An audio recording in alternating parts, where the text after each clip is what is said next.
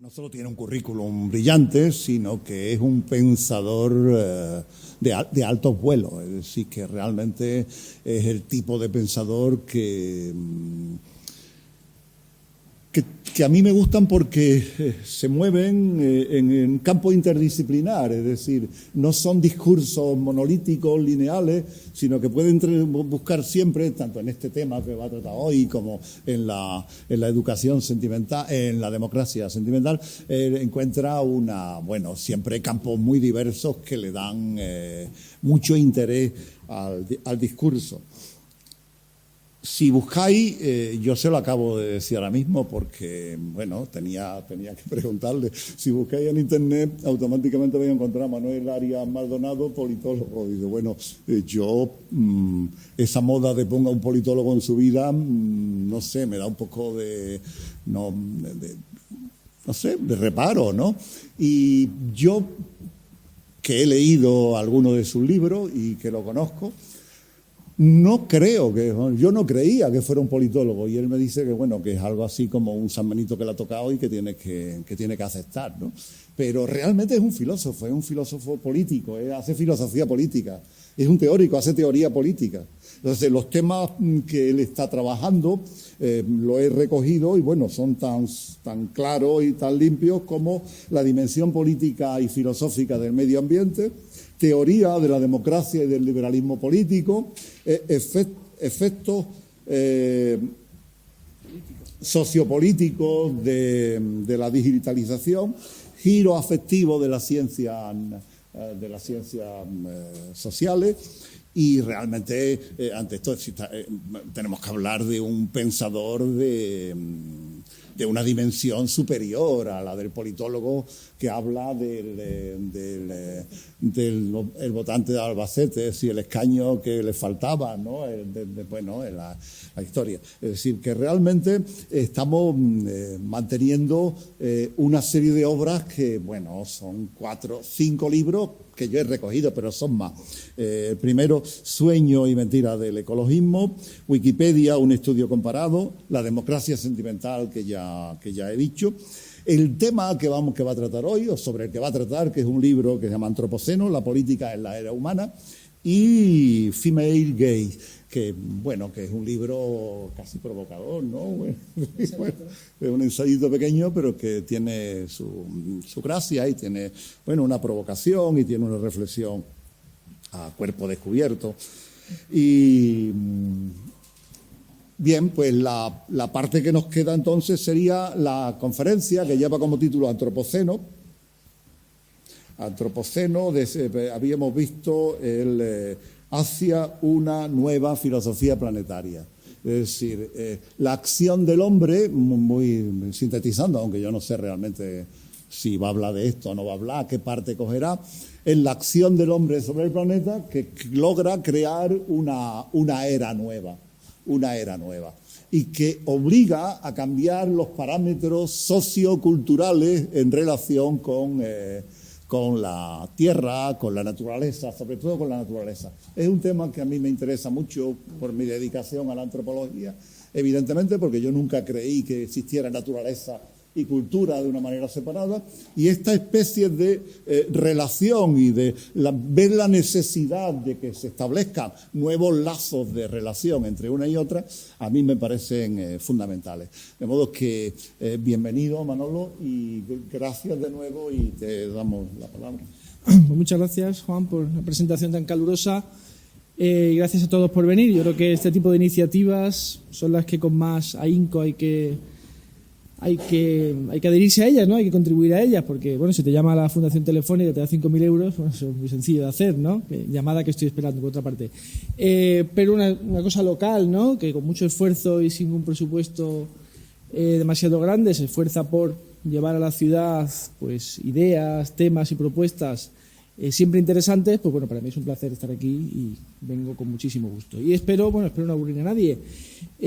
Con este tema que ciertamente un politólogo no estudiaría, que se encuadra en principio dentro de la teoría política medioambiental, o la teoría política con el acento medioambiental, que, como tú has señalado muy bien, es una dedicación que tiene que ser interdisciplinar forzosamente, ¿no?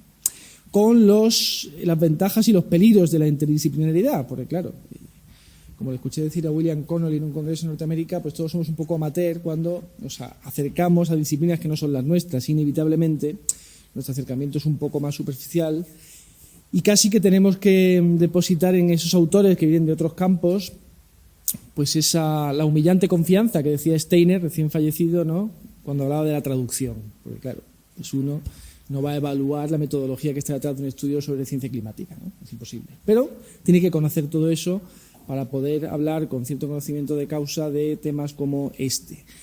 No obstante lo cual, yo creo que la teoría política se encuentra muy bien situada, la filosofía política, medioambiental, como queramos llamarla, para hablar de estos temas, porque se sitúa precisamente dando un paso atrás en el terreno de los significados, de las explicaciones históricas, y no tanto en el terreno de las ciencias duras, ¿no?, a las que, no obstante, insisto, tenemos que atender, y tenemos que atender con fe. Si no se puede considerar que la ciencia es un mero discurso o una opinión, yo creo que nos presenta verdades que son, aunque sean en minúscula, inescapables, ¿no?, porque si no, no podríamos hablar de nada de esto, ¿no?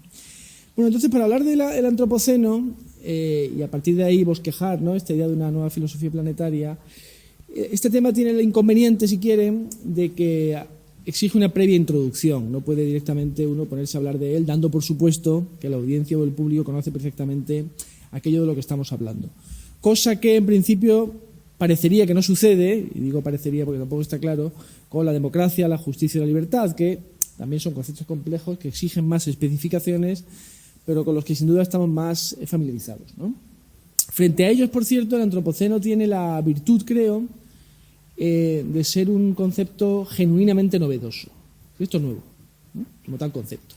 La idea que subyace, que es la idea de la relación entre el ser humano y la naturaleza, del impacto humano sobre el medio, quizá no lo sea del todo, pero esta idea de la colonización planetaria y de la afectación humana de los sistemas planetarios globales es novedosa, y el concepto también. Y eso creo que le da un atractivo, si quieren, suplementario. Bueno, yo quería empezar mostrando una serie de imágenes que precisamente pueden encontrar su vínculo de conexión en esta idea del antropoceno, antes de hablar de ella. Este es uno de los últimos mega huracanes, ¿no?, que comienzan en el Golfo de México y se elevan sobre buena parte de Estados Unidos, observados además desde un satélite. Estas son los recientes incendios devastadores en Australia, ¿no?, con el pobre canguro buscando refugio. Esto parece una película, pero al parecer, según leí, ¿no?, pues es un conjunto de osos polares que se acercaron en busca de comida a una aldea rusa en Siberia porque no encontraban sustento en su zona habitual, en su hábitat habitual. Entonces, bueno, te levantas sobre un vaso de leche y te encuentras eso, ¿no? Esto es otra dimensión diferente del antropoceno, es la llamada minería profunda, y muestra un poco la capacidad de penetración en sentido propio que tiene el ser humano en el subsuelo, ¿no? Esto pues es un vertedero de plásticos.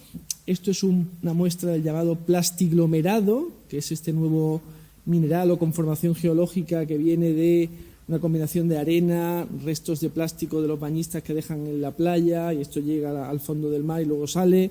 Entonces se propone como un mineral propiamente antropocénico, ¿no? Esto es, pues, en fin, una autopista de Los Ángeles, ¿no?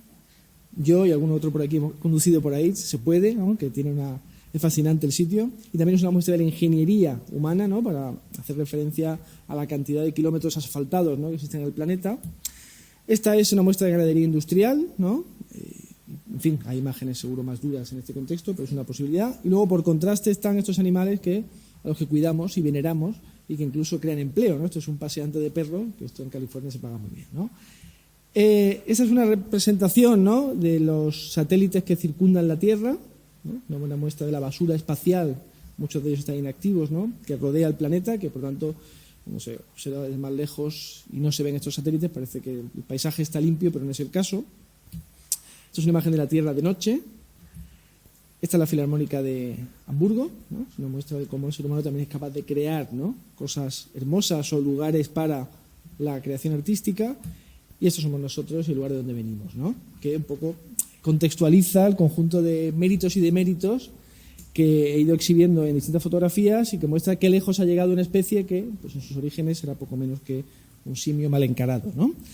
Entonces, vamos a hablar del antropoceno tras esta introducción visual. El término antropoceno, aunque tenía un difuso origen previo a los años 80, casi casual, nace de manera muy espontánea en el curso de un congreso científico que se desarrolla en México. Bueno, son científicos naturales norteamericanos, y no son norteamericanos, internacionales, que están allí. Entonces este señor, que es Paul Crutzen, que es geoquímico, bioquímico y premio Nobel, pues dijo, en un momento dado, dice, bueno, en realidad hablar de Holoceno no tiene mucho sentido ya porque el ser humano ha afectado tanto el planeta que vivimos en otra cosa, vivimos en otro tiempo, e improvisó la palabra antropoceno.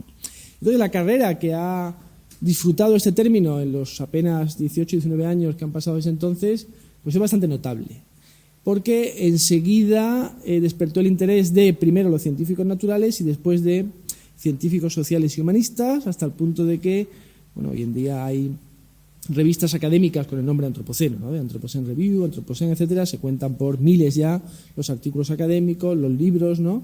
E incluso ya, pues ocasionalmente, los artículos en prensa. Aquí tengo alguna muestra de cómo, por ejemplo, el Economist le dio la bienvenida, el Deutsches Museum hizo una exposición sobre el Antropoceno hace ya 6 o 7 años. Yo cuando estuve en Múnich estaba asociado el centro de investigación donde me encontraba a este museo, estaban preparándola con ilusión, eso fue en 2011, o sea que es una cosa que ya viene de atrás. Y eran casi todos ellos científicos e historiadores medioambientales, que son los que un poco marcaron la primera pauta de estudio del Antropoceno.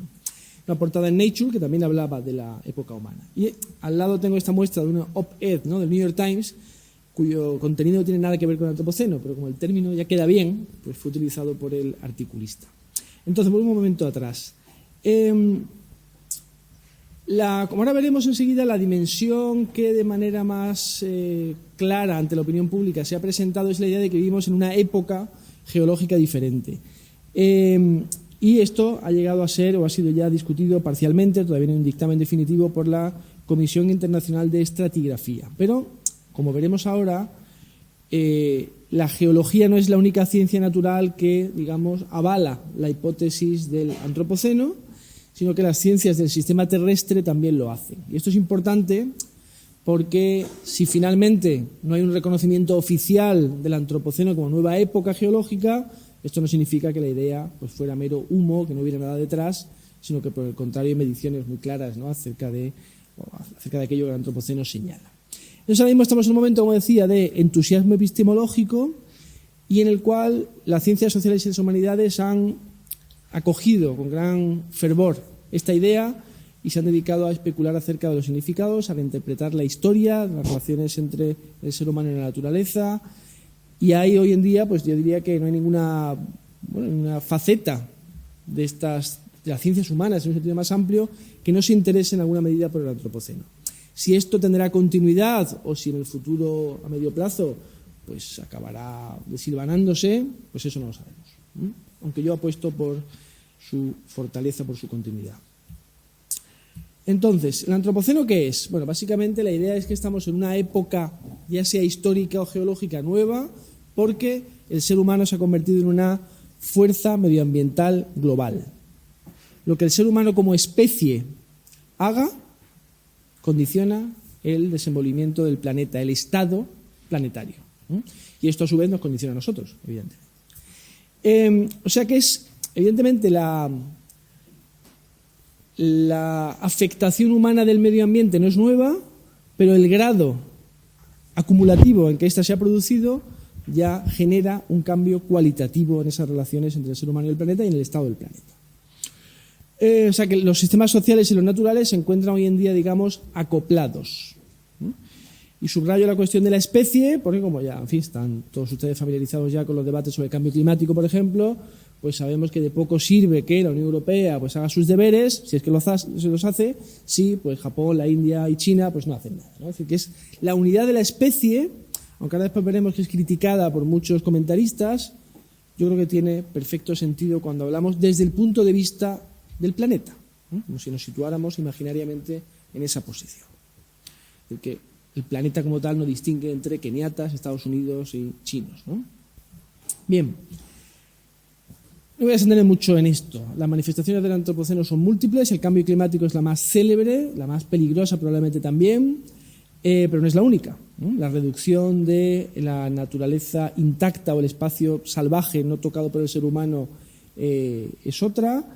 el hecho de que los seres humanos y el ganado tengan ya una biomasa superior al resto de la fauna, porque hay especies que salen ganando, aunque esto hay que ponerlo en cursiva, en negrito, entre comillas, ¿no? Por decir, porque prosperan en número, pero por lo general son utilizadas por nosotros para un sacrificio que implica nuestra ingesta posterior, ¿no?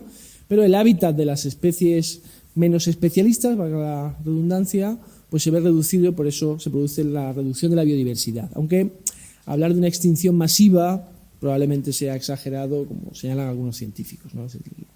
Estamos hablando de una extinción que debería ser del 90%, 85% de las especies vivas, y no parece que los tiros vayan exactamente por ahí, ¿no? Hay especies invasivas, ¿no? La globalización, pues esto, ahora se habla ya de distintos patrones de aves migratorias, ¿no? Que suben hacia el norte y vienen de África a España, por ejemplo, por efecto del cambio climático, pero también el propio comercio genera, ¿no? Ha habido muchos problemas con los viñedos en el sur de Italia por, al parecer, sustancias que venían, ¿no? en barcos, ¿no? No sé si desde Latinoamérica, me parece, ¿no? Urbanización y deforestación, aunque la deforestación es engañoso porque hay un aumento de la masa forestal, parece, en el planeta debido a que la productividad agrícola es mayor. El transporte terrestre de mercancías es masivo. La alteración, como digo muy rápido, de los flujos y los sedimentos marinos, ¿no? Los procesos de erosión. Piense que, por ejemplo, la contaminación marina de plásticos proviene en su mayor parte de ríos que están en China. En 7 de cada 10 casos son ríos chinos, en los procesos de sedimentación extremadamente alterados, ¿no? Luego también hay modificación de organismos, ¿no? El ser humano es capaz de ir cada vez más lejos en su manipulación, ¿no? De genómica y química de alimentos o de la propia sustancia humana. Y luego, en fin, hay una proliferación de plásticos y de residuos muy notable. Todo esto, hay números, y pueden ustedes mirarlos, pero me parece que no hay necesidad de detenerse en eso para no acumular retraso, ¿no? Entonces, la cronología esto es interesante, la cronología que se sugiere del antropoceno, y esto, como he dicho antes, los historiadores medioambientales son los primeros que se preocupan por esto, hablan de 4 fases, o de 3 fases muy decantadas y una cuarta en la que quizás estaríamos entrando. La primera es la fase preindustrial, en la cual el acontecimiento más destacado sería la revolución neolítica, ¿no?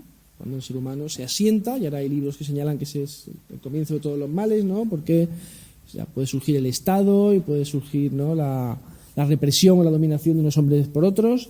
Una tesis un poco rusoniana, ¿no? que reemerge estos días a cuenta de estos hallazgos, ¿no? En relación precisamente con el tema del antropoceno. Pero bueno, es interesante señalar que hay una hipótesis muy bonita que dice que la revolución agrícola produce el clima benigno del Holoceno que permite a la civilización humana florecer. Porque como se elimina masa forestal para cultivar tierra, la capacidad de absorción de CO2 es menor, la temperatura de la tierra aumenta, pero no demasiado. Con lo cual es posible que hubiéramos creado, sin saberlo ni quererlo, el propio clima o estado planetario que ha favorecido nuestro desarrollo. Esta hipótesis, como digo, que es de William Rudiman, no ha sido refutada y, por tanto, de momento, pues es cierta. Que no venga alguien a decir que esto no es así, pues eso es cierto, ¿no? No es descabellada, por otra parte. Luego, el segundo hito, pues, el primer hito más bien, sería la industrialización, ¿no?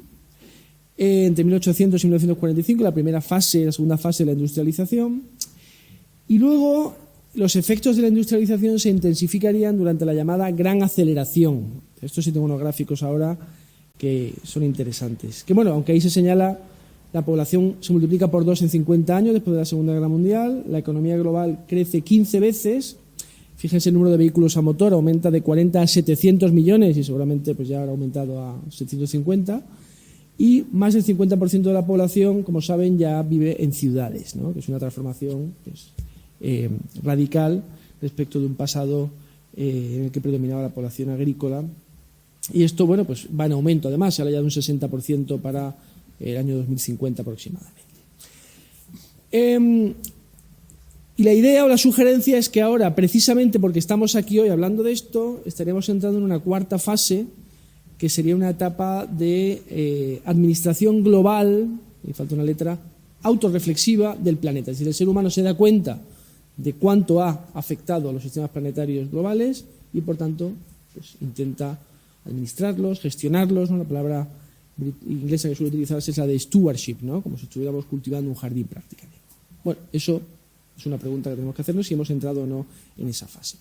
Aquí hay unas gráficas, como decía, que es interesante porque coinciden casi punto en su arco con las que utiliza Steven Pinker en su libro sobre ilustración ahora, ¿no? Su libro sobre el progreso. Es un arco muy similar en el sentido de que a partir del siglo XIX empiezan a aumentar todos los indicadores imaginables y entre el año 45 y ahora pues aumentan de manera ya muy acusada, ¿no? La acidificación oceánica, el aumento de la temperatura de la Tierra, el aumento de dióxido de carbono, el aumento del metano, el aumento de tierra domesticada, como ven en todos los casos, el ángulo es muy pronunciado, ¿no? Aquí está también, esto se refiere igualmente a la gran aceleración. Si fijan ahí se habla de la población, se habla de Producto Interior Bruto, se habla de la extinción de especies, de la inversión extranjera, del número de vehículos a motor y en todos los casos hemos dado un acelerón más que considerable durante los últimos 50 años, de manera más acusada, pero ya entre 1850 y 1950 el aumento es notable. Pero, fíjense, la expectativa de vida también aumenta de manera exponencial. Y también lo hace, se reduce de manera también dramática el número de personas que viven en absoluta pobreza entre 1820 y 2015.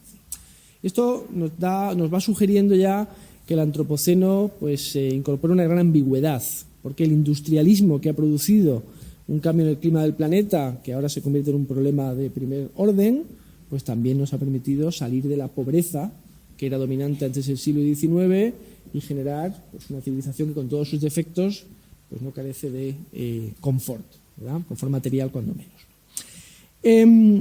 Bien, ese es el tema de la relación entre capitalismo y antropoceno, es muy interesante, ¿no? Hay un debate muy un poco tenso, ¿no? Entre Slavoj Žižek y Dipesh Chakrabarty, que es un historiador postcolonial indio, y Chakrabarty le dice a Žižek que, claro, si el mundo fuera hoy más igual, estaría más recalentado todavía, ¿no? Y que no podemos desestimar la función positiva que ha tenido el capitalismo en la generación de riqueza, especialmente en el continente asiático y en partes de Latinoamérica. Dice Chakrabarty a Žižek, que por supuesto quiere acabar con todo y ir al comunismo de un día para otro, ¿no? Bien. Entonces, brevemente, antropoceno, fundamentos científicos es doble. Primero están los geólogos, como digo. Hay un grupo de geólogos que es el Anthropocene Working Group, en el que hay un español, Alejandro Cearreta, de la Universidad del País Vasco, que promueve el reconocimiento oficial del antropoceno como nueva época geológica. Y, por tanto, el fin del Holoceno. Para otros geólogos esto es muy discutible. El antropoceno, en todo caso, podría ser una época histórica, y hay otros que son incluso más desdeñosos, que dicen que esto es casi ciencia pop, ¿no? Y cómo puede ser que, cuando solemos medir las épocas geológicas en términos de, cientos de miles de años, el Holoceno se nos vaya a quedar en 12.000 años, ¿no?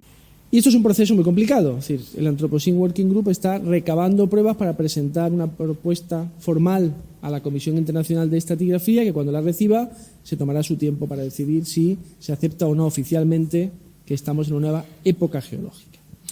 No se le puede meter prisa a un geólogo, ¿verdad? Esto es una cosa que hay que tomarse con tiempo. Y claro, el Anthropocene Working Group busca un marcador fósil que sirva para todo el planeta y que sea sincrónico en el mismo momento, que permitiera a alguien que se acercara a ver ese registro fósil dentro de 1 millón de años que hay un cambio significativo que puede marcar el paso de una época a otra.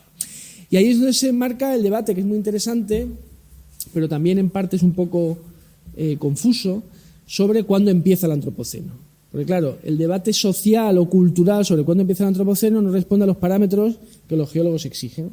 Los geólogos están pensando en términos de marcadores, el golden spike, ¿no? La estaca dorada que pueda servir para identificar ese cambio epocal en el registro fósil de la Tierra.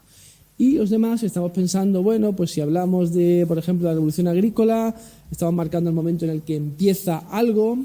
Si hablamos del intercambio colombino, estamos haciendo referencia a la globalización y al momento en que la biota europea se mezcla con la biota americana. La revolución industrial parece un candidato en principio óptimo porque el industrialismo, ¿no? Pues sería la fuerza que con más claridad ha marcado este desarrollo. Pero bueno, para los geólogos todo esto es discutible porque necesitamos ese marcador. Y ellos parecen decantarse en su propuesta oficial, parece que va a ser la de los isótopos radioactivos que quedan después de los ensayos nucleares de los años 50. Porque eso les parece que es la mejor, ¿no?, candidatura científica posible. Esta es una foto muy bonita de los ensayos, los ensayos nucleares vistos desde una calle de Las Vegas en los años 50. La encontré en internet y me pareció muy curiosa. Entonces, en última instancia, como decía, es irrelevante que reconozcamos el antropoceno como una nueva época geológica. Sería, digamos, un buen respaldo casi publicitario, podríamos decir, para el término, que así se reconociera, pero las modificaciones o transformaciones que he descrito antes no van a desaparecer por el hecho de que los geólogos digan que es precipitado concluir que el Holoceno ha terminado. Insisto, esto puede marcar quizá un cambio de ánimo respecto de cómo contemplamos este término y sería un espaldarazo para esta hipótesis la idea contraria. Pero, como señalan algunos comentaristas, esto de, en términos geológicos, 1900, 1950, 1800, esto a medida que nos alejemos va a perder trascendencia, ¿no? Y el cambio en el estado del planeta será lo que quede como fenómeno relevante. Por eso, en ese sentido, yo creo que es, en todo caso, interesante pensar en el antropoceno como lo que está siendo ya de hecho, ¿no? Como un marco conceptual para entender de manera nueva el cambio medioambiental, que ahora es global. No es ya regional o local, sino que es un cambio global, como el cambio climático atestigua. Y ahí es donde entra la ciencia del sistema terrestre, que son aquellos científicos que de los años 70 en adelante, todo esto es muy joven, y claro, hay quienes son escépticos y dicen, quizá antes que hablar de todo esto con tanta seguridad, podríamos esperar a que esta ciencia se sentara un poco más. Y they have a point, ¿no? Como dicen los anglosajones. No es descabellado razonar así. Pero esto proviene de la hipótesis Gaia. Son científicos que estudian el funcionamiento del planeta como totalidad, como sistema que se autorregula. Es un poco la idea que está detrás de esto. Y en este sentido, lo que dicen los científicos del sistema terrestre es que el antropoceno marca una ruptura precisamente por esta idea que he venido repitiendo, que es probablemente el resumen más preciso del antropoceno, es el impacto de la actividad humana sobre los sistemas planetarios globales. Razón por la cual podríamos decir perfectamente que el cambio climático es un fenómeno socionatural y no un fenómeno natural. Y si los huracanes son ahora de mayor intensidad o tienen mayor duración o llegan más lejos, esto debe interpretarse como un fenómeno de carácter socionatural, no solamente natural. Otra cosa es que discutamos, que podemos hablar ahora, de si tiene sentido o no mantener esa distinción entre lo social y lo cultural, entre la naturaleza y el ser humano. Yo creo que a nivel analítico es difícilmente sustituible, pero la objeción ontológica la entiendo, la señalaré como trato yo de salvarla, ¿no? Bien, en todo caso, de aquí quiero quedarme solamente con el hecho de que si el antropoceno ha florecido de esta manera en la conversación académica global, es porque necesitábamos un término que nos permitiera condensar nuestras intuiciones acerca de la magnitud del cambio que el ser humano había operado sobre el ser humano, sobre el medio ambiente, sobre la naturaleza y, en última instancia, sobre el planeta. Hablábamos del fin de la naturaleza, hablábamos o poníamos objeciones a la concepción casi ahistórica o universalista, ¿no?, de la naturaleza defendida por el ecologismo radical, pero faltaba un término que, insisto, permitiera dar un salto adelante y que tuviera como punto de partida el impacto humano sobre el medio. Es decir, que abandonase la hipótesis de un ser humano capaz de no tener impacto sobre el medio, de no transformar el medio que habita, que es un poco la ensoñación ecologista tal y como al menos yo la veo. Por eso digo que es un término especialmente oportuno. Entonces, cuando salimos de las ciencias naturales y nos desplazamos al terreno de las humanidades y las ciencias sociales, surgen otro tipo de preguntas, porque lo que se pone encima de la mesa es la pregunta acerca del significado del antropoceno y la pregunta acerca de las implicaciones normativas del antropoceno. Esto, es decir, el antropoceno nos obliga a algo, tiene consecuencias morales y políticas. ¿Qué hemos de hacer a partir de aquí, ¿no? Y estas preguntas tienen que ver, como se señala ahí, con la responsabilidad, si la hay, en la producción de un planeta alterado antropogénicamente. La pregunta acerca de si todo esto es culpa del capitalismo o si la temporalidad del capitalismo en última instancia es un poco ridícula considerando el planeta desde un punto de vista geológico. ¿Cuáles son los significados, por tanto, del antropoceno para describir la relación entre el ser humano y el medio ambiente o la naturaleza? ¿Cómo afecta esto a nuestra idea de la naturaleza? Es decir, ¿podemos hablar del fin de la naturaleza o esto es un titular poco riguroso? ¿Es el antropoceno una categoría moral, política o no lo es? ¿Trasciende las ciencias naturales? Creo que obviamente lo hace. Si es así, ¿qué obligaciones se derivan y para quién exactamente? Otra cuestión es cómo podemos exigir a aquellos que tienen obligaciones a cumplir con estas, ¿no? ¿Y qué política del antropoceno es concebible a partir de aquí? No ya solamente qué deberíamos hacer, sino qué es realista que hagamos o qué podemos hacer. Y voy a tratar de indagar un poco en este asunto. Como he dicho antes, para mí el rasgo distintivo del antropoceno es su ambivalencia o ambigüedad. Es decir, el antropoceno está abierto a múltiples significados. Es un concepto esencialmente discutible, podríamos decir, porque no puede reducirse a una única lectura, ni podemos decidir fácilmente cuál de las interpretaciones que pueden hacerse del mismo es más verdadera que otras. Esto es más bien indecidible, a mi juicio, aunque hay respuestas mejores que otras y podemos discutir cuáles son. Yo creo que el antropoceno simultáneamente centra y descentra al ser humano. ¿Por qué? Bueno, por una parte, la propia denominación, sobre cuyos aspectos, ¿no?, críticos ahora nos detendremos, la propia denominación de antropoceno sitúa al antropos, al ser humano, la especie, en el centro de una historia. Y esa historia nos dice que hemos progresado tanto, prosperado tanto, que hemos terminado por transformar el planeta que habitamos. Curiosamente, entonces, el narrador de la historia es el principal protagonista de la misma. No obstante, siendo esto cierto, porque es evidente que hemos producido cambios en el planeta que quizá hace 50 o 100 años eran impensables o inconcebibles en los términos en los que estamos ahora describiéndolos, el antropoceno hace otra cosa, nos descentra. ¿Por qué? Precisamente por esta dimensión geológica, telúrica que trae consigo. El antropoceno habla sobre el planeta, no habla sobre un hábitat, un ecosistema, tampoco habla exactamente o no solamente sobre el medio ambiente o la naturaleza, habla sobre el planeta. Devuelve el planeta a nuestro centro de atención. Y el planeta pues tiene una historia muy larga, ¿no?, en la que el ser humano es un recién llegado en términos geológicos. Por eso el antropoceno se relaciona con el tiempo profundo y con unas dimensiones que se llaman colosales, ¿no? Se habla también de hiperobjetos, se habla de todo, trasciende con mucho, no ya al individuo aislado, sino a las sociedades existentes. Y desde ese punto de vista, lo que se nos recuerda es que el planeta tiene una historia larga y violenta. Piensen que en la práctica no estamos debatiendo si se va a producir o no la primera extinción de especies, sino que sería la sexta. Si uno repasa la historia del planeta, está llena de movimientos de placas tectónicas, de cambios en la conformación de los continentes, de meteoritos que caen, parece, ¿no?, y acaban con el 85 o el 90% de las especies. Y la pequeñez del ser humano, la fragilidad, la vulnerabilidad del ser humano ante ese escenario me parece que es más que evidente o habla por sí sola.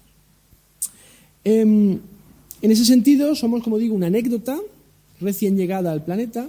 Y por eso hay autores escépticos que dicen, bueno, esto de que el planeta lo hemos cambiado, lo estamos transformando, esto es discutible. Es una forma megalomaníaca de describir la relación entre el ser humano y su medio ambiente. Y por eso, y esto es Mark Sagov quien habla de estos términos, dice más bien deberíamos hablar del narcisoceno. Estamos siendo narcisistas, dice él, al hablar de esos términos, porque no nos hemos curado todavía la herida que nos infligió Darwin al recordarnos que venimos de... compartimos ancestros con el resto de los animales, ¿no? Y para aliviar ese disgusto, pues ahora nos convertimos en los grandes protagonistas de una historia de cambio planetario. Son los escépticos al respecto. En todo caso, creo que sí que estamos despertando la evidencia, o volviendo a despertar la evidencia, de que somos criaturas terrenales que dependen de la habitabilidad del planeta. Bien, es cierto que también somos criaturas exitosas, ¿no? Tenemos una capacidad de transformación del entorno que es excepcional comparada con la que tienen o atesoran otras criaturas, y eso nos ha permitido desarrollarnos de una manera también excepcional. Excepcional aquí hay que tomarlo en un sentido de diferente respecto de, no necesariamente como algo positivo, aunque también podemos discutir eso sin mayor problema. Bien, entonces por eso digo, nos centra y nos descentra. Nos hace protagonistas y simultáneamente nos recuerda que En fin, a largo plazo, pues incluso el Sol está llamado a desaparecer y por tanto nuestra fragilidad es también notable. Bien, entonces, digamos, el antropoceno observable, la situación en la que nos encontramos ahora, como he dicho antes, puede explicarse de distintas maneras. Yo voy a distinguir principalmente entre dos antropologías políticas, ¿no? Entre dos grandes corrientes de pensamiento o de explicación que ofrecen dos interpretaciones distintas y en buena medida incompatibles acerca de por qué hemos llegado a esta situación o por qué estaríamos ahora en el antropoceno.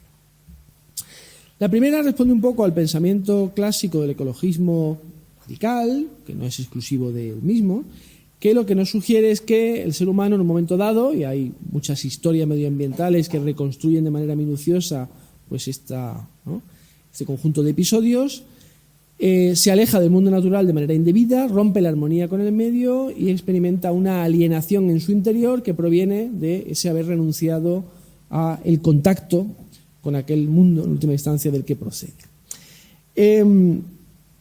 Y es un poco esta historia de la filosofía o esta contrahistoria de la filosofía que arranca con Platón y continúa con Descartes como el gran culpable porque separa, ¿no?, el cuerpo y alma, separa naturaleza y cultura, nos dice que el mundo natural es casi, ¿no?, pues el fantasma en la máquina, ¿no?, que no hay sentiencia en el mundo animal, etc. Y esta historia lo que nos dice es que la revolución científica del siglo XV pues nos hace ciegos para comprender y conocer la vitalidad del mundo natural.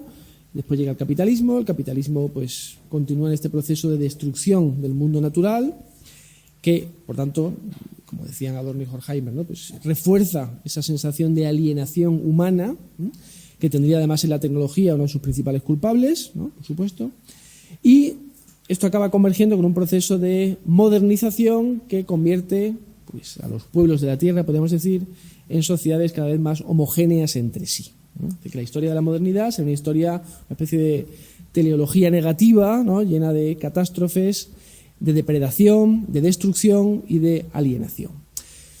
Es importante subrayar la dimensión destructiva del antropoceno, porque a veces se utiliza un lenguaje que habla de transformación, de hibridación, de mezcla, que pasa por alto pues, aquello que hemos destruido, ¿no? Esto me parece interesante también traerlo a colación. Por supuesto, este punto de vista es contrario por completo a las narrativas universalistas, piensa que toda narrativa debe ser situada en su contexto más adecuado y, por ejemplo, es frecuente que los pensadores que se sitúan en esta línea recurran a la filosofía pues, amerindia o a sus filosofías indígenas para tratar de hacer reemerger una concepción nueva, o si quieren nueva en Occidente, del mundo natural para tratar de restañar el daño que hemos hecho y asegurarnos también nuestra supervivencia, ¿no? Aquí, por ejemplo, con este juego que se produce tan a menudo con el concepto de antropoceno, hay autores que dicen, bueno, más bien vivimos en el capitaloceno, porque sería el capitalismo fósil, capitalismo ligado a las energías fósiles, el que habría traído consigo el antropoceno. Por tanto, vamos a dejarnos de eufemismos, ¿no? Dice, por ejemplo, Jason Moore, y vamos a llamar a las cosas por su nombre, vamos a hablar de capitaloceno, ¿no? La crítica feminista pues habla de lo que podríamos traducir como el faloceno, ¿no? Viene a decir, bueno, el antropoceno es un producto de pues, los valores masculinos y de la predominancia masculina en la historia de la humanidad. Y bueno, Donna Haraway, por ejemplo, la filósofa famosa por el cyborg, ella habla del tuluceno, ¿no? Hace un juego ahí con las filosofías de Tulu, estas con las que estaba Lovecraft, ¿no?, tan entusiasmado, y habla de hibridación, de actantes, de mezcla, ¿no?, de una manera un poco hermética, pero también sugerente.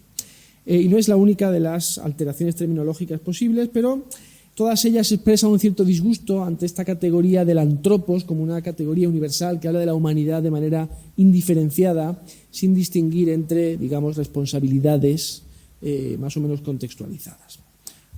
Bien, por el contrario, habría otra línea de pensamiento que es un poco más, digamos, no está tan a disgusto con la modernidad, podríamos decirlo así, y que arranca de una concepción de la especie humana como especie inherentemente problemática, ¿no?, desde el punto de vista de la relación con el entorno.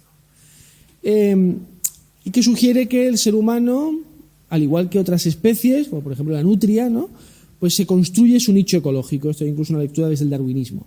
Lo que ocurre es que el ser humano tiene una capacidad transformadora excepcional, como he dicho antes. ¿Por qué? Porque tenemos lenguaje, tenemos tecnología, tenemos la capacidad para transmitir lenguaje y tecnología entre grupos y entre generaciones, y esto produce una acumulación de saberes y una transmisión de técnicas que, andando el tiempo, pues producen una alteración del medio de carácter pues monstruosa para algunos, sobresaliente o superlativa para otros. El ser humano, desde ese punto de vista, se caracteriza por su adaptación agresiva al entorno. No nos adaptamos pasivamente al entorno, sino agresivamente porque lo transformamos. Y, claro, a mí me gusta, mi formulación del asunto es que el dualismo entre el ser humano y la naturaleza no es, porque no puede ser, ontológico, pero sí es histórico. Emerge en el curso de las relaciones entre ser humano y naturaleza. Emerge en tanto que nos vamos separando progresivamente del medio y también vamos desarrollando una especie de dispositivo ideológico que nos caracteriza como aquello que no somos animales, no somos naturaleza, somos otra cosa. Y esto va produciendo un distanciamiento que inevitablemente produce efectos sobre nuestra manera de ver el mundo. O sea que el dualismo existe, solo que no tiene una raíz ontológica, sino que es histórica, a mi manera de ver. En ese sentido, la visión occidental de la naturaleza, a medida que el mundo occidental va propagándose, ¿no?, en sus técnicas y sus instituciones por el resto del planeta, va haciéndose universal. Y tiene un evidente carácter adaptativo. Claro, ¿qué significa que adaptativo? Significa que la especie humana es una especie que ha ido aumentando su número de manera progresiva. Somos más que antes. Por tanto, somos una especie exitosa. Claro, las valoraciones morales están fuera de esta afirmación. Si hacemos daño a otras especies por el camino, esto no está implícito en ello. Simplemente hablamos de éxito desde un punto de vista ecológico. Claro, si destruimos las condiciones de nuestra existencia, por ejemplo, mediante un cambio climático, ¿no?, especialmente intenso, al final habría que hablar de una mala adaptación y no de una adaptación exitosa. Pero todo esto está por verse. De momento, no podemos decir que seamos una especie que ha fracasado en su voluntad de supervivencia, siendo además, como somos, cada vez más longevos y disfrutando como disfrutamos de cada vez mayor confort material. Bien, y yo creo que también es compatible el universalismo y el particularismo porque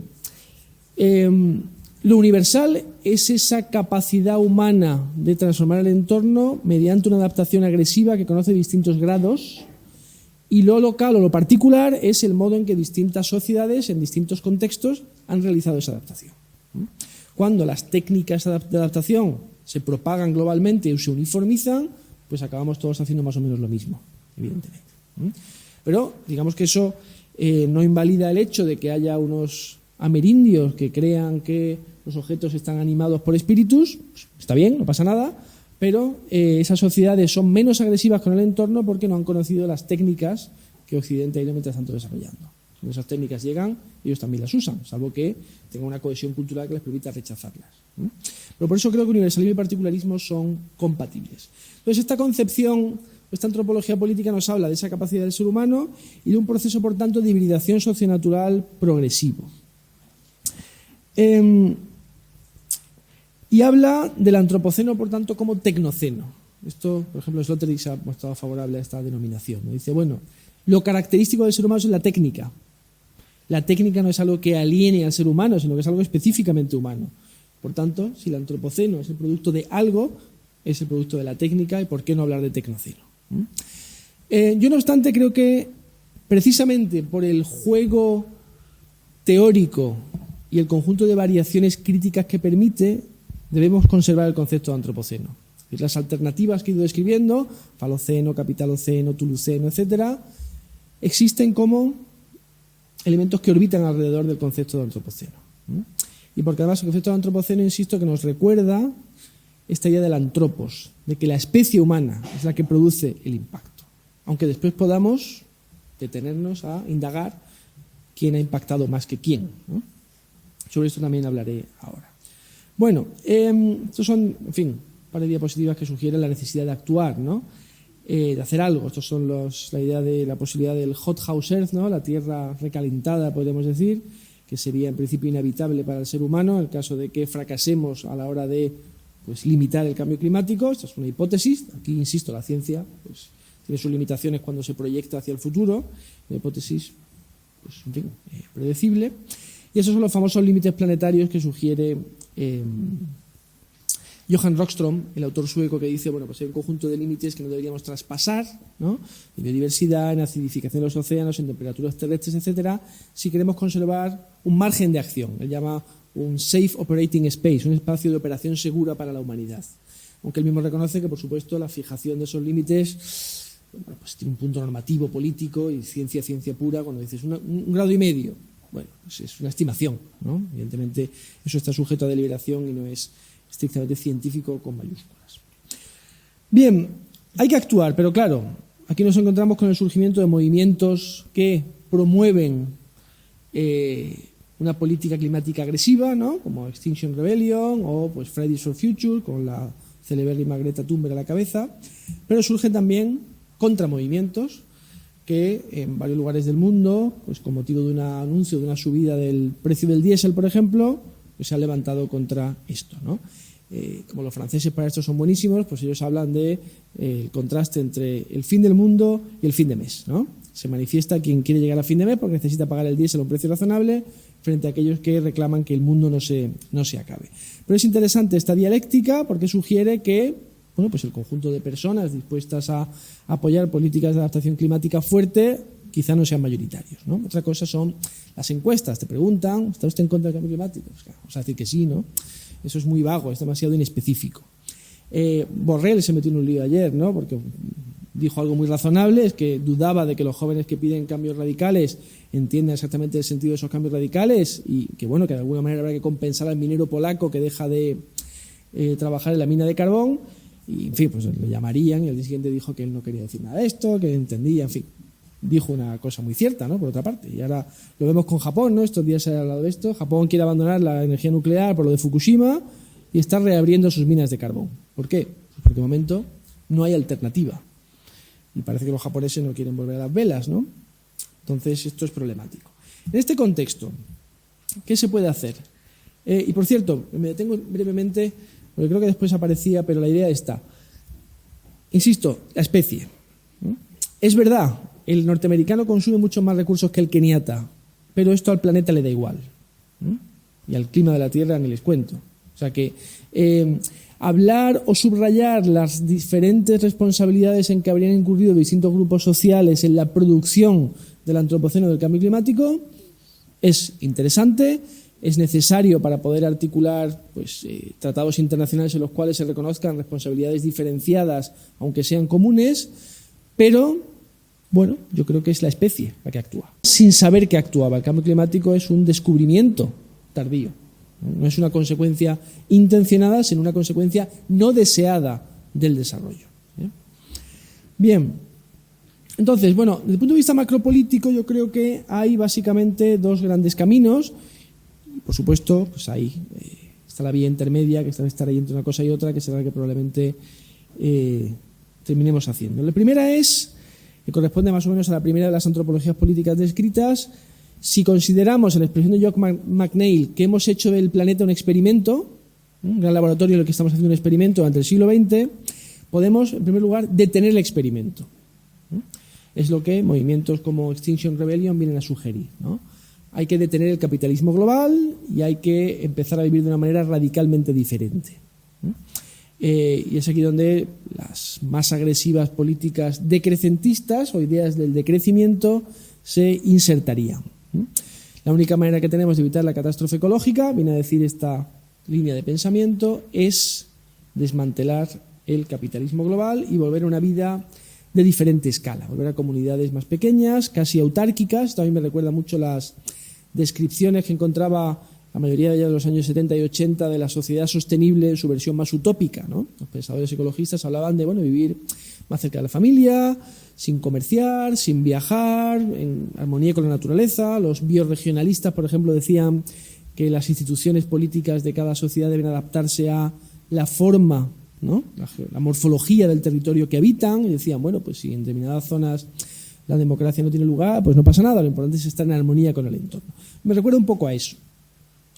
Y por supuesto aquí se subraya la necesidad de proteger la naturaleza natural, de preservar el mundo natural que todavía existe. Y la metáfora que, digamos, sintetiza esta corriente sería la de la huella ecológica. Tenemos que reducir dramáticamente nuestra huella ecológica, y para reducir nuestra huella ecológica tenemos que comprimir la actividad social y dejar de hacer muchas cosas que veníamos haciendo. O sea que la acción política en este caso es casi una inacción, es un no hacer. Es un poco una política Bartleby, podemos decir, evocando a Melville, ¿no? Claro, en términos de opinión pública, por una parte hay una repolitización, es decir, hay un intento de subrayar la necesidad de que democraticemos radicalmente nuestras sociedades, pero por otra parte, en el fondo lo que se está pidiendo a los ciudadanos es una política sacrificial, ¿no? Que nos sacrifiquemos nuestro confort, ¿no? Para, incluido el confort de las sociedades no desarrolladas, ¿no? Y vivamos de manera mucho más austera, ¿no? Es una suerte de franciscanismo, podríamos decir, ¿no? Y esto pues tiene las dificultades que ustedes pueden imaginarse, ¿no? Como que se trata de que empiece otro, ¿no? Suele ser la respuesta habitual. Bueno, este es un movimiento de Transition Network, que es un movimiento sobre todo en Gran Bretaña es muy activo, que intenta promover la sostenibilidad local y crear una red de comunidades, algunas de ellas modificando patrones urbanos en ciudades grandes, pero en otros casos creando pequeños pueblos en los que la gente se va a vivir con la intención de vivir sosteniblemente, ¿no? Lo cual, de nuevo, plantea el problema de la escala, ¿no? Si se crean 50 villas sostenibles en Gran Bretaña y los chinos siguen creciendo, pues esto da igual, ¿no? Lo que se haga en Gran Bretaña. Bien, luego tenemos una segunda posibilidad, que es un poco la opuesta, que es la idea de que lo que hay que hacer es radicalizar el experimento, ¿no? Los límites ecológicos no serían límites absolutos, sino que serían límites relativos, aunque por supuesto hay límites ecológicos, ¿verdad? Si el océano se acidifica a niveles extraordinarios, pues el planeta se convierte en inhabitable y ya está, pero no está escrito en ningún sitio que no podamos, por ejemplo, encontrar fuentes de energía alternativas si aplicamos nuestro ingenio a ello, ¿no? Hay que abandonar, viene a decir esta tesis también, la idea purista de la naturaleza, ¿no? Y hay que asumir que la naturaleza se encuentra ya entremezclada con el ser humano. Esto no significa que debamos abandonar nuestros deberes de cuidado hacia, por ejemplo, el mundo animal, no necesariamente, ni mucho menos, ¿no? Y en esta línea se sitúa, por ejemplo, la propuesta de Edward Wilson de dedicar la mitad de la Tierra a la regeneración de la naturaleza, no la mitad en sentido, ¿no? Un cuadricartabón, pero que la mitad de la superficie del planeta se abandone a su suerte para que el planeta se revivifique, ¿no? Como ha pasado, por ejemplo, en la zona prohibida de Chernóbil, ¿no? Pues realmente ha habido una primavera natural allí, contra todo pronóstico. Y lo que hay que hacer es, digamos, para estos autores, refinar el dominio humano del planeta, ¿no? Y desacoplar la producción social de la explotación de recursos para conservar, en la medida de lo posible, las virtudes de las sociedades contemporáneas sin poner en peligro nuestra supervivencia, ¿no? Aquí la metáfora está desde un autor sueco. Él dice, bueno, la humanidad es un avión, ¿no? Y la modernidad es una pista de despegue hacia la falta ya de escasez de recursos, ¿no? Se habla también del Homo sapiens luxus, ¿no? Es esta idea que está un poco ligada con las teorías del transhumanismo, ¿no? La singularidad, pero no tienen por qué llegar necesariamente tan lejos, que hablan de la posibilidad de crear, en definitiva, un buen antropoceno, un antropoceno que es habitable y que es sostenible simultáneamente. Aquí, por ejemplo, se sitúan las propuestas de la geoingeniería del clima, no todas las cuales son de ciencia ficción y algunas de las cuales pues ya los expertos asumen que serán necesarias. Por ejemplo, la captura de CO2, pues parece que va a ser necesariamente parte del mix energético si queremos desarrollar políticas climáticas realistas. Bien, hacer todo esto democráticamente en una sociedad global que no es democrática, pues evidentemente es muy difícil, ¿no? Como saben, los tratados internacionales no tienen quien los cumpla, porque solo lo cumplirán los actores cuando estén convencidos de que el incumplimiento les sale más caro que cumplirlos. No hay una policía global, no hay un juez global, ¿no? Y esto ha complicado siempre las relaciones internacionales y ha llevado un buen motivo, digamos, al dominio de la teoría realista en el derecho internacional, en las relaciones internacionales en general, ¿no? Por eso, a mi juicio, y esta es mi manera de ver el asunto, yo distinguiría claramente entre el desarrollo de una política más o menos tecnocrática, basada en los mecanismos existentes de gobernanza global, que desarrolle iniciativas de descarbonización e iniciativas de política pública orientadas a preservar esos límites ecológicos, límites planetarios a los que me he referido antes, de un debate público que con sus propias reglas, a su propio ritmo, debe ir decidiendo cómo queremos relacionarnos con el mundo natural en el futuro próximo, ¿no? En qué tipo de sociedad queremos vivir en relación con la política ecológica. ¿Por qué? ¿Por qué distingo? Pues por una parte porque lo primero, esas políticas públicas de descarbonización sobre todo, pero no solamente, no pueden no hacerse. Y no podemos esperar hasta que se construyan las coaliciones electorales necesarias para impulsar eso con el pleno consentimiento de los ciudadanos. Esto puede sonar muy escandaloso, pero el protocolo de Montreal que reparó el agujero en la capa de ozono en los años 90, pues no recuerdo que se sometiera a referéndum, tampoco. Y porque no hay consenso social, no existe el consenso social necesario para desarrollar políticas climáticas radicales. No lo hay. No lo hay. Y como no lo hay, no podemos esperar a que lo haya. Y hay que hacer lo razonable dentro de lo posible para evitar que nos precipitemos en una pendiente que sea posteriormente irresoluble.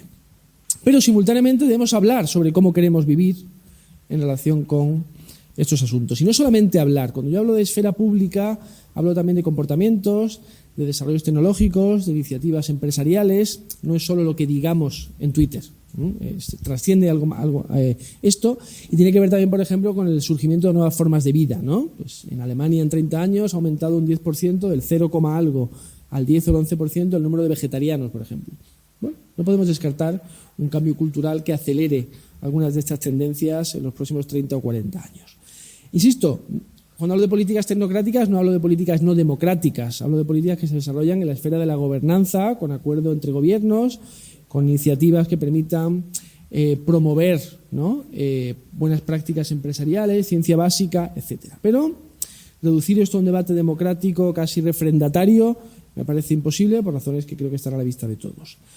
Por supuesto, se pueden hacer ministerios de transición ecológica, está muy bien, pero la acción real o que permite, ¿no?, un cambio suficiente en un tiempo razonable, eso es otra cuestión muy diferente.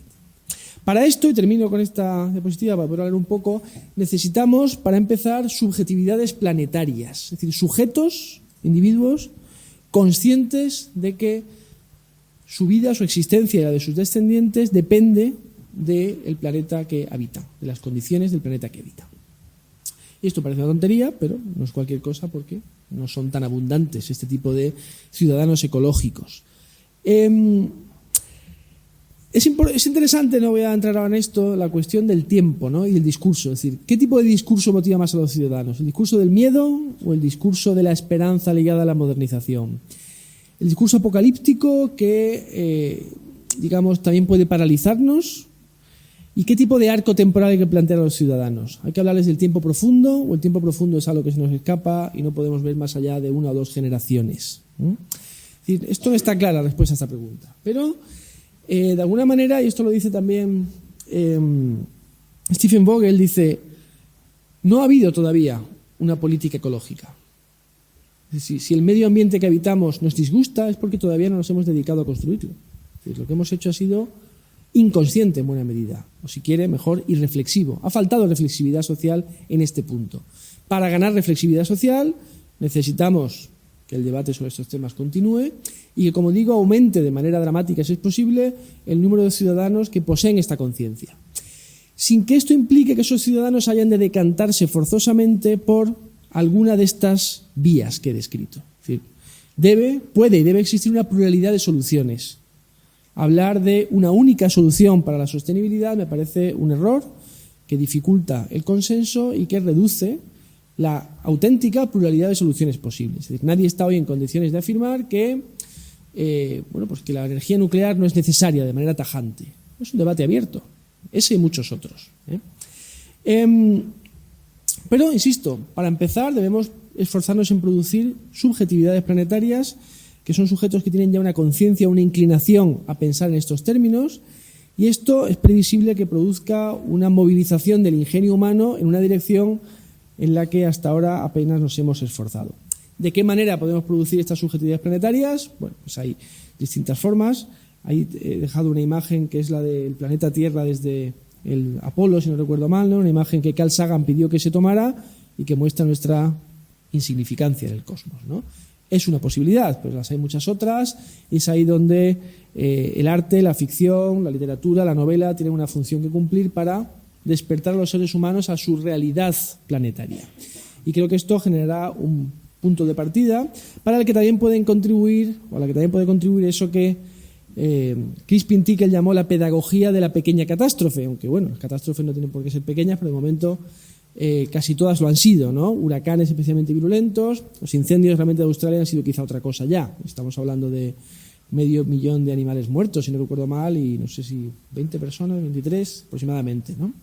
Y en principio estos acontecimientos planetarios deberían inducirnos a, insisto, pensar en otros términos, que me parece el punto de partida necesario para poder tener un tipo de conversación diferente. Y ahí lo dejo. Muchas gracias.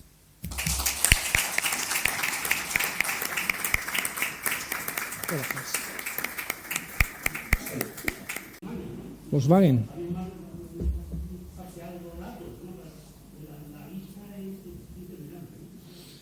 Sí, bueno, si las empresas que, digamos, operan con energías fósiles fueran las únicas incumplidoras en el mundo, o los únicos incumplidores, pues sería relativamente fácil de atajar esto, ¿no? Pero la dinámica que usted señala, por ejemplo, por citar aquí lo que pasa de puertas afuera de este edificio, es la misma, ¿no? Los bares en Málaga no cumplen la normativa municipal en sus terrazas porque les sale a cuenta pagar las multas, ¿no? Por ejemplo. Y hay ciudadanos que no pagan todos sus impuestos, etcétera. Es decir que, por supuesto tiene usted razón, pero establecer una divisoria maniqueo moralista entre los buenos y los malos a mí me cuesta, porque el mundo es una red muy tupida de intereses que no es tan fácil desmantelar, ¿no? Y la transición entre unos estados y otros pues es muy difícil. Afortunadamente yo creo que ya hay un camino recorrido, ¿no? Es decir, que la legislación ambiental hoy es más severa que lo era en el pasado. Yo antes de mudarme a la costa, yo viví en Málaga un tiempo, en los años 80, a finales de los 70, los 80, en Mauricio Moro, y allí había una fábrica de gas, yo vivía enfrente de una fábrica de gas, que era una cosa casi soviética, ¿no? No sé en qué año la quitaron, pero vamos, yo me fui de allí, yo viví muchos años delante de aquello, ¿no? O sea que yo podía no estar aquí hoy si hubiera pasado algo. Lo que hace falta es una mayor capacidad de decisión política y enviar señales más claras al sector económico. Y en ese sentido hay una renuencia quizá a subir los precios del carbón, que sería la mejor forma de exigir, ¿no?, a las empresas a buscar alternativas, ¿no? Pero claro, entiendo que esto no es sencillo y la creación de capital político pues es la única manera de lograrlo, ¿no? No tengo mejor respuesta, pero no creo que sea el único interés, ¿no?, más o menos oscuro que está en juego.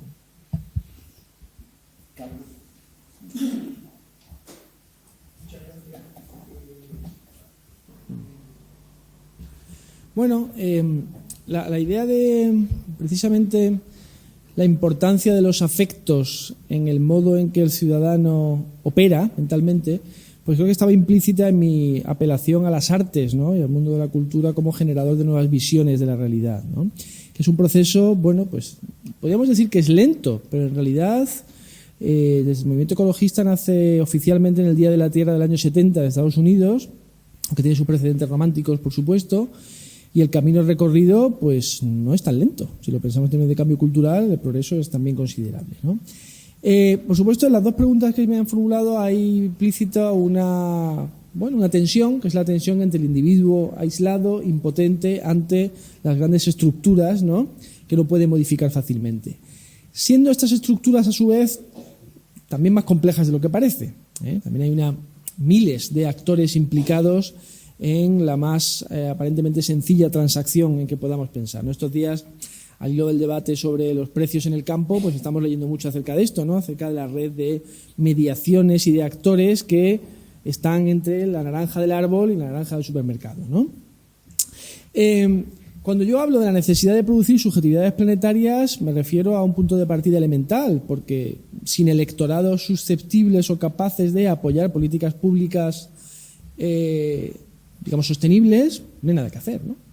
Ni siquiera la idea que floreció en los años 70 del ecoautoritarismo, ¿no?, de la dictadura verde, pues tampoco me parece muy practicable. Estamos hablando de sociedades muy complejas, ¿no?, que además dudo que vayan a reducir voluntariamente su complejidad.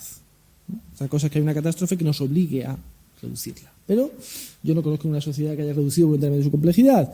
Y eso nos obliga, por eso, a mi juicio, a refinar la relación entre sujeto y planeta. O sea que, digamos, la proliferación de subjetividades planetarias ya sería una ayuda por ese camino, porque daría actualidad a este tema en el que no creo que esté tanto la ciudadanía. Insisto, otra cosa es que te llamen y tú digas en una encuesta que te preocupa el cambio climático, porque sí, porque hace calor en febrero. Pero eso es un poco el punto de partida. Luego hay que debatir qué políticas queremos aplicar y qué precio estamos dispuestos a pagar. Y ahí se introduce una variable que es, me temo, ineradicable y que complica mucho esto como lo complica todo, ¿no? Que es la competición electoral entre partidos. La lucha por el poder, que además está adquiriendo cualidades cada vez más entre aceleradas y vacuas, ¿no?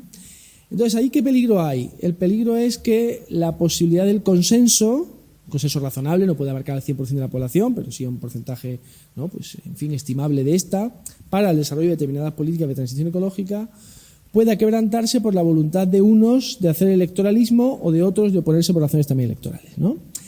Y esto creo que lo vemos, por ejemplo, de manera muy gráfica en el intento que hacen algunos grupos políticos, no con nombres y apellidos, pensadores también, de decir, bueno, vamos a utilizar el cambio climático para cargar contra el capitalismo y acabar con él, que ya va siendo hora.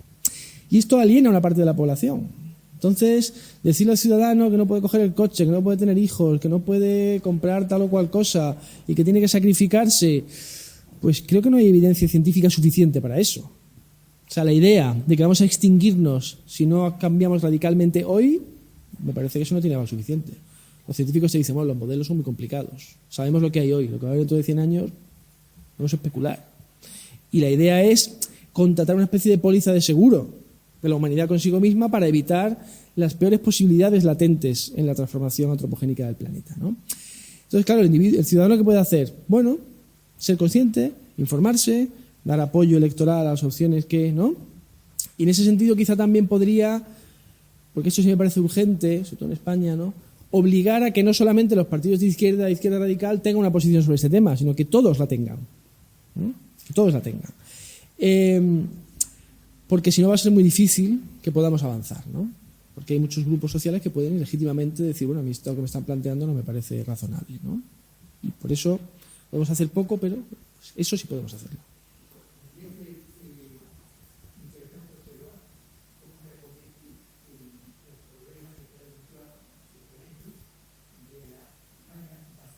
Uh-huh.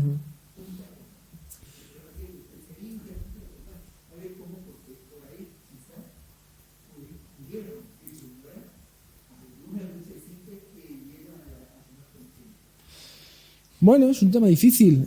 Una posibilidad es la que he señalado antes, citando a Edward Wilson, ¿no? Es decir, bueno, vamos a abandonar la España vacía para que se regenere. Porque el proceso de urbanización es imparable. O sea, la España vacía no va a rellenarse, es imposible. Podemos optimizar, a lo mejor, recursos, ¿no? Crear ciudades de tamaño medio o estimular las ya existentes, ¿no? Que no se despueble Ávila, bueno, está bien, pero municipios de 1.000 habitantes, 5.000 habitantes, está condenado. La tendencia es de ir hacia... Claro, eso es interesante porque si nos apilamos en las costas y sube el nivel del mar de aquí a unos 50 o 80 años, pues tendremos un problema también, ¿no? Pero la tendencia es esa, es concentrarnos en ciudades costeras en la mayor medida posible. No sé si... ¿cómo es el porcentaje? El 90% de la población española está en el 1% del territorio, una cosa por el estilo. O sea que el problema de España vacía, yo lo veo... no se puede solucionar. Mi opinión.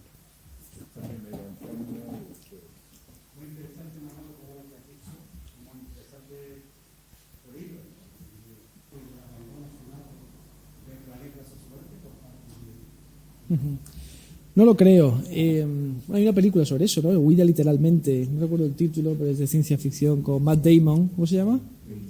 Eso es que se van, ¿no? Se van literalmente, ¿no? Eso.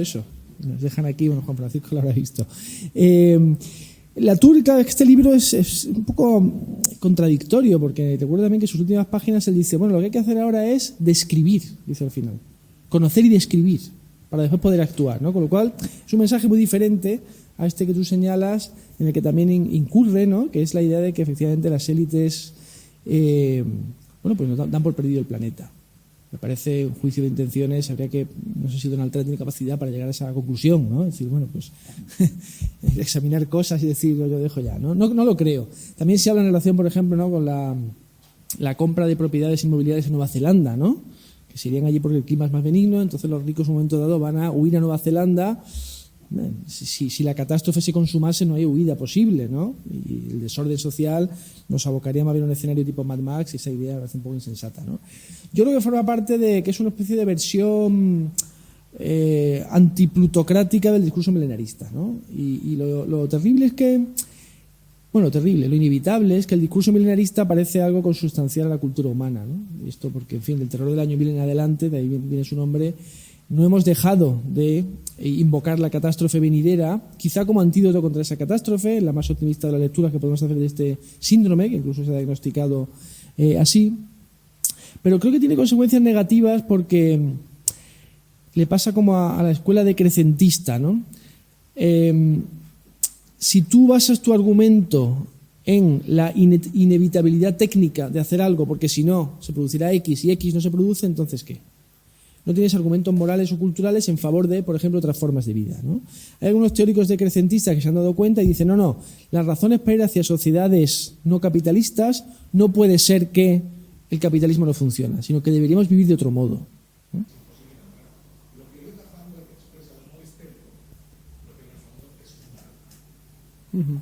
Sí, bueno, dices bien. Es interesante porque la cuestión del cansancio y del colapso de la imaginación prospectiva me parece un tema muy interesante, ¿no? En el libro que saco ahora sobre la soberanía abordo ese tema, me parece clave. De alguna manera la humanidad es como James Dean, ¿no? Sí, hemos vivido rápido y no sabemos si vamos a dejar un cadáver bonito o no, pero el agotamiento de la imaginación occidental, si quieres, pero cada vez más global. El matiz es interesante, porque creo que en China son más optimistas que somos nosotros. Quizás estos días no, pero en general son nuevos ricos. Se ha producido rápidamente, es decir, si lo piensas, de la Revolución Francesa hasta ahora no ha pasado mucho tiempo. Y nos hemos quedado sin futuro, la sensación es que nos hemos quedado sin futuro. ¿Por qué? Porque se han agotado las energías utópicas asociadas a los grandes proyectos de ingeniería social de la modernidad. Y no parecemos conformes con el descubrimiento que hemos tenido que hacer a palos de que no se puede ir tan deprisa, de que lo razonable debe imperar sobre lo deseable quizá, ¿no? Aquello de lo mejor y lo bueno, ¿no? Ese contraste tradicional. Es como si aquella distinción kantiana tan bonita entre la época de Ilustración y la época ilustrada, ¿no? Como si confundiéramos los términos. No vivimos en una época ilustrada, vivimos en una época que todavía es de Ilustración, pero que es de Ilustración o debe serlo acerca de las consecuencias de la propia Ilustración. Y eso genera, este cansancio que señalas, es como el producto de una frustración que no podemos asimilar, que no aceptamos. Parece que necesitamos la gran promesa, necesitamos el gran imaginario para poder seguir hacia adelante. Y esto es preocupante, pero simultáneamente me pregunto si quizá la causa climática / antropocénica no puede proveer a las sociedades de un motivo nuevo y a las sociedades pluralistas de una causa común. Ahí un nuevo metarrelato. La mediocridad de los políticos es un obstáculo en ese sentido, pero ahí quizá habría que introducir o reintroducir la figura esa tan bonita que Schumpeter colocaba en el centro de la destrucción creativa del capitalismo, que es el emprendedor. El emprendedor individual o grupal que es capaz de hacer avances que el individuo cansado que se pone la isla de las tentaciones en televisión pues ni prevé ni desea probablemente. Y por ese camino, que no es votado precisamente, no es aceptado en referéndum, llegan cambios que algunas veces nos desagradan y otras veces pues pueden ser salvadores, ¿no? Y bueno, pues nadie sabe qué va a pasar, ¿no? Pero bueno, la distancia de la élite es cierta, pero no sé si todas las élites están igual de distanciadas, ¿eh? Ahí también hay emprendedores, ¿no? Mira, piensa en Tesla o algo así, ¿no? También son élites. Veremos. Espero que lo veamos. Bueno, Alfonso X el Sabio no tenía que presentarse a la reelección, ¿no? Es decir, que él tenía esa posibilidad. La ONU está llena de científicos, y los cuerpos de gobernanza medioambiental de la ONU, por supuesto que hay. No creo que sea un problema de falta de científicos, de falta de atención a lo que dicen los científicos, es un problema de... No, pero hay que realizar políticamente las cosas, ¿no? Y los científicos tampoco dan soluciones políticas, son cosas distintas y es importante subrayarlo. Sí. Hombre, claro, por supuesto. y se ha construido la bomba atómica, ¿no? Han sido científicos los que lo han hecho. Pero creo que la ciencia tampoco provee de soluciones. La ciencia tiene que informar a la política y la política tiene que tomar decisiones sobre la base de lo que dice la ciencia, pero digamos que la política no es una ciencia y la ciencia no debe hacer demasiada política tampoco, porque el científico puede perder credibilidad y se vincula demasiado a una causa política determinada. El problema, de nuevo, es un problema de cortoplacismo electoral principalmente, ¿eh? Y no pensemos que nuestros políticos locales no son representativos. Claro que lo son. Si no, es que no estarían ahí. Pues por eso digo que eso podemos tardar un poquito.